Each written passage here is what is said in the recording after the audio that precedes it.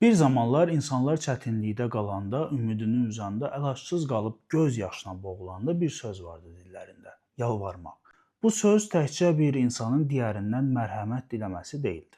O, min illərin dərinliyindən gələn bir nida idi. Qədim türkün Tanrıya üst tutduğu, bəyin boyun əydiyi, sadə insanın əl açdığı bir söz. Ən qədim izlər bizi 9-cu əsrə Uyğur türklərinin yazdığı ilk bitik kitabına aparır. Orada belə bir cümlə var: qorxma, yaxşı dua et, çəkinmə, yaxşı yalvar. Burada yalvar Tanrıya yönəlmiş dua kimi işlənib. Deməli, sözün başlanğıcında yalvarmaq sadəcə insana yox, göylərə uzanan bir xahiş idi.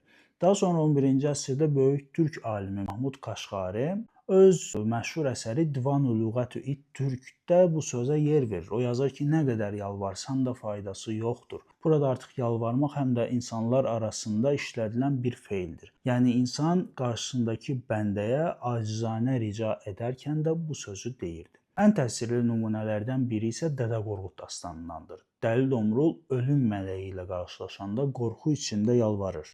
Amma Əzrail ona cavab verir: ay dəli axmaq, mənə nə yalvarırsan? Allah Teala'ya yalvar. Bu səhnə bir daha göstərir ki, yalvarmaq sözü həm insan qarşısında diz çökərək rica etmək, həm də Allaha üst tutaraq dua etmək mənasında işlənib. Amma daha maraqlı cəhət odur ki, bu sözün mənşəyi də tamamilə türkçədir.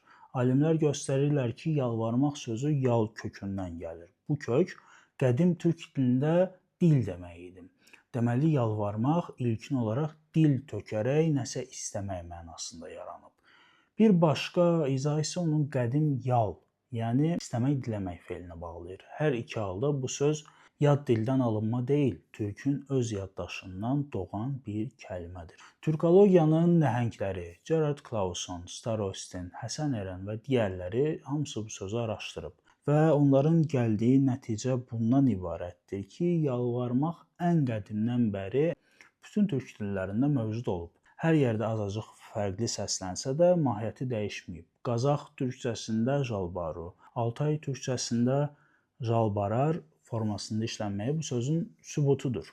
Bugün biz yalvarmaq deyəndə adətən çarəsiz, acizanə bir istəyi nəzərdə tuturuq. Amma onun hekayəsi bizə göstərir ki, bu söz əslində insanın min illərdir dəyişməyən halını, ümidini üzəndə Tanrıya, gücü çatmayanda insana əl açmasını ifadə edir. Ona görə də yalvarmaq sadəcə bir feil deyil, türkün duyğular tarixindən gələn bir çağırışdır.